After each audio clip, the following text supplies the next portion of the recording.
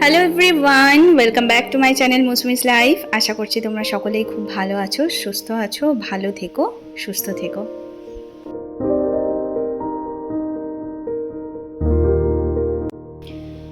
মাসে প্রায় দুবার আমি এই ঘরের ঝুলগুলো পরিষ্কার করি, অ্যাটলিস্ট চেষ্টা করি, তবে সফলও হই।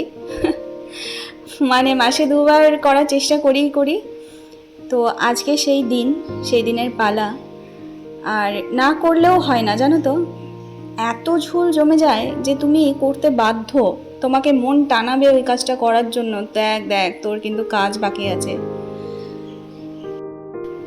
আসলে এখানে আমি এর আগেও তোমাদের বলেছি যে প্রচণ্ড পরিমাণে কালি জমে আর ঝুলও জমে, জানো তো। ঝুল কালি মিলিয়ে ঘরের যেহেতু সিলিংগুলো আমার সাদা রঙের, তো এত বাজে দেখতে লাগে যেন ওই কালিটা আরও বেশি করে ফুটে ওঠে। মানে না চাইলেও তোমাকে দেখতে হবে যে ওই কোণে অনেকটা কালি জমে আছে। তার জন্য পরিষ্কার আমাকে সময় সময় করতেই হয়। তাই সকালে এই চাটা খেয়ে এই কাজটা ধরে নিয়েছি। তো এই কাজটা কমপ্লিট হবে, তারপরে করব হচ্ছে গোটা ঘর ভালোভাবে ঝাঁট দেব, কারণ ঝুলকালি পড়ে থাকবে। কিচেনে রান্না করার আগে আমাকে করতে হয়, কারণ রান্না করতে গেলে পুরো খাবারই ঝুলকালিতে ভর্তি হয়ে যাবে। তো তার জন্য সকাল সকাল এই কাজটা সেরে নেওয়ার চেষ্টা করি, বিশেষ করে রান্নার আগে। তাই আগে ভালোভাবে ঝুল ঝেড়ে নিয়ে ঝাঁট দিয়ে ঘরটা ভালো করে আগে মুছে নেব, তারপরে বসাবো হচ্ছে রান্না। আর এদিকে দেখো, পুরো আমি একদম ডাকুর মতো সেজে গেছি। কিছু করার নেই, জানো তো। এখন আগে হতো না আমার এগুলো, এখন ঝুলকালি পড়লেই দেখছি প্রচণ্ড মানে অ্যালার্জি হয়ে যাচ্ছে, কেন কি জানি। ওই জন্য ভালো করে নিজেকে আগে ঢেকে নিয়েছি। পারলে মনে হচ্ছিল যেন যদি একটা চশমাও পরে নিতাম খুব ভালো হতো। কতবার যে চোখে কালি মানে নোংরা ঢুকলো তার ঠিক নেই।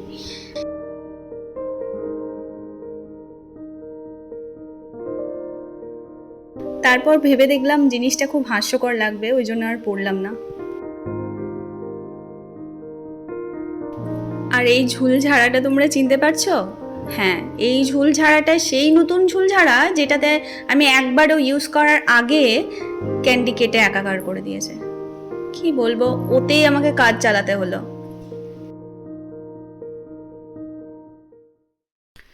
তবে এর আগে যে ঝুল ঝাড়াটা ছিল ওটা একটা ওই সরু বাঁশের মধ্যে তোমার কি যে ওটা জুটের ছিল, মেবি জুটের। তবে ওই ঝুল ঝাড়াটা কিন্তু খুব ভালো ছিল গো। এই প্লাস্টিকের এটাতে ঝাড়তে প্রচণ্ড সমস্যা হচ্ছে। আজকে যে কি হারে গরম বন্ধুরা, আমি বলে বোঝাতে পারবো না। এত মানে এইটুকু ঝাড়াঝুড়ি করতেই আমি পুরো ঘেমে নিয়ে একাকার হয়ে গেলাম। আমি জানি না ওপরের, এটা তো নিচের রুমগুলো ঝাড়ছি, ওপরেরগুলো আজ করতে পারবো কি না। যদি ওপরেরগুলো নেহাতি আজকে না পারি, তাহলে আবার দুদিন পর উপরের রুমগুলো করবো আর কি। বাড়ি হবার আগে কি ভীষণ যে একটা আনন্দ, কি ভীষণ যে একটা খুশি মনের মধ্যে কাজ করছিল, বলেও হয়তো সেটা বোঝানো যাবে না। ইস, নতুন বাড়ি হবে, নতুন বাড়ি হচ্ছে। তো নতুন বাড়ি হয়ে ঘর পরিষ্কার করতে করতে আমার জান ছুটে যাচ্ছে, মানে সিরিয়াসলি, এতে কোনো মিথ্যে কথা নেই। ঘর পরিষ্কার করতে করতেই আমার অর্ধেক সময় কভার হয়ে যাচ্ছে। তবে কি বলতো, এতেও কিন্তু একটা আলাদা রকমের অনুভূতি আছে, আলাদা রকমের একটা ভালো লাগা আছে, অবশ্যই আছে। কি করছিস? Bread teaser. Brain teaser? এটা কোথা থেকে পেয়েছিস? ওই পাজল করতে। পাজল আছে, কোথা থেকে পেয়েছিস? দেখো, ব্লিঙ্কিট থেকে খুব দারুণ একটা এই প্যাকেটটাতে ওই জিনিস এসেছিলো আর কি। তো দারুণ একটা জিনিস পেয়েছি, এই যে ব্রেন টিজার। ব্লিঙ্কিটের প্যাকেটে যে এরকম থাকবে, এটা মানে কখনো আশা করিনি। আমি হঠাৎ করে দেখছি, ফেলতে গিয়ে দেখছি যে এরকম এরকম কেস, এই জন্য রেখে দিলাম। সত্যি এই আইডিয়াগুলো কিন্তু মানে ভীষণ অভিনব আইডিয়া। দেখো, কাগজটা কত রকমভাবে কাজে লাগলো। এক প্যাকেট তৈরি হলো, সেটাতে জিনিসপত্র এলো, একরকমভাবে কাজে লাগলো। আবার ওই ব্যবহারের পরও আরেক রকমভাবে ব্যবহার করা যাচ্ছে লিখে, তাও এত মজার জিনিস দিয়ে। এটা নিয়ে মোটামুটি অনেকক্ষণ বসে থাকবে, আর আমার অবস্থা দেখো পুরো পাগলের মতো হয়ে আছে।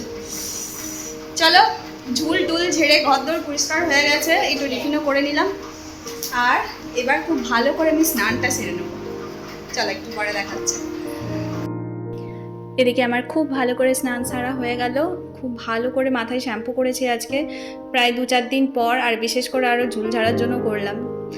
আর আজকে রাতে নেমন্তন্ন আছে আমার এক বন্ধুর মেয়ের অন্নপ্রাশন, তো আজকে যাব সেখানেই। তার জন্য দেখো খুব ভালো করে একটা গিফট প্যাকিং করে নিয়ে চলে এসেছি।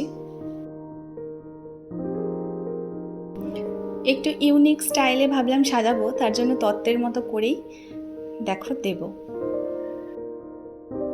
আইডিয়াটা ঠিক কেমন হয়েছে তোমরা কিন্তু কমেন্টের মাধ্যমে আমাকে অবশ্যই জানিও। এখানে পরে নিয়েছি দেখো বিপত্তারিণী মায়ের সুতো। আর বাঙালিদের কাছে বিপত্তারিণী মায়ের সুতোটা বিরাট একটা ইমোশন, কি বলো তোমরা?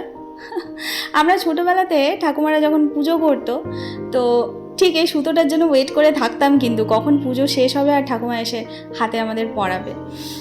তো আজকে দেখো সেই দিনগুলো তো আর নেই, কিন্তু সুতোটা পেলাম, পাশের বাড়ির দিদি প্রসাদ সহ সুতো দিয়ে গেছে। আর এদিকে আরেকজন ভাত খাবে না, তার জন্য ওকে করে দিলাম হচ্ছে রোল। তো এই যে সন্ধেও হয়ে গেছে, আমি রেডি টেডি হয়ে চলেও এসেছি, এবার বেরোচ্ছি। বেশি দূর না, এখানে 2 পা হাঁটলে, তাই 2 পা হেঁটেই যাব। আর এই যে এখানে ঠিক এভাবে শাড়ি পরে আমি রেডি হয়েছি, কেমন লাগছে জানিও। কোথাও বেরোনোর আগে বাড়ির সব থেকে গুরুত্বপূর্ণ কাজের মধ্যে একটা হলো গ্যাসের নব অফ করা।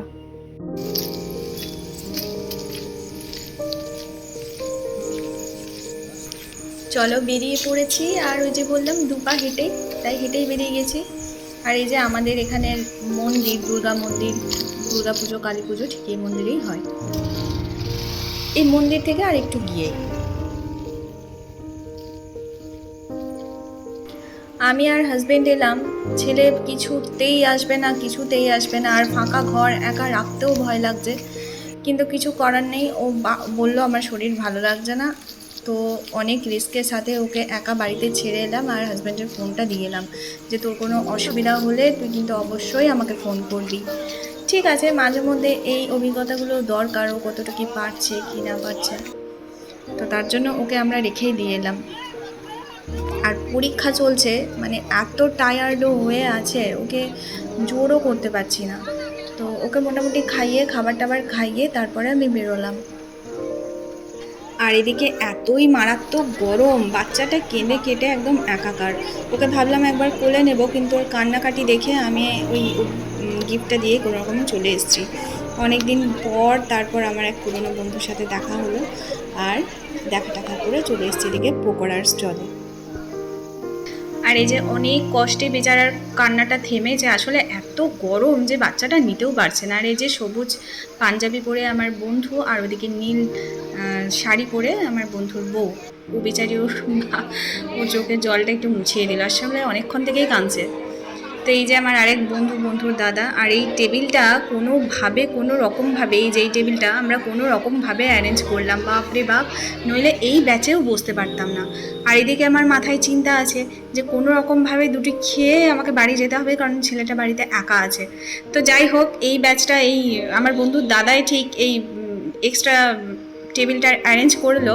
এই টেবিলটার অ্যারেঞ্জ না হলে আমাদের আজকে যেতে যেতে প্রায় 11:30 বেজে যেত, কারণ ওই একটা ব্যাচ সদ্য শুরু হচ্ছে আর টেবিলও পুরো সব ভর্তি। এটা কোনো রকমভাবে অ্যারেঞ্জ করে আমরা বসে পড়লাম, নইলে আমাদের হয়েই যেত আজকে। তো যাই হোক, একের পর এক দেখো সমস্ত খাবার এসে পড়ছে পাতে, আর প্রতিটা খাবারই ভীষণ সুন্দর হয়েছিল, খেয়েও তৃপ্তি পেলাম আর কি।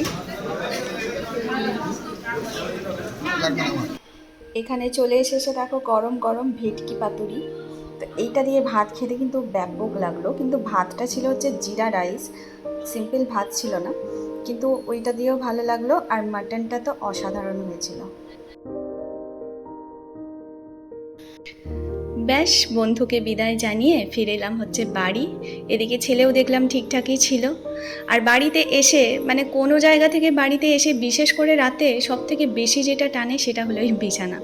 তো চলো, সকাল থেকে প্রচুর ব্যস্ততা গেছে, আজকের মতো ব্লগটা বন্ধুরা করে দিচ্ছি আমি এখানেই এন্ড। তোমরা খুব ভালো থেকো, সুস্থ থেকো, দেখা হবে তোমাদের সাথে নেক্সট কোনো একটা ব্লগে। আজকের মতো আসি, টাটা।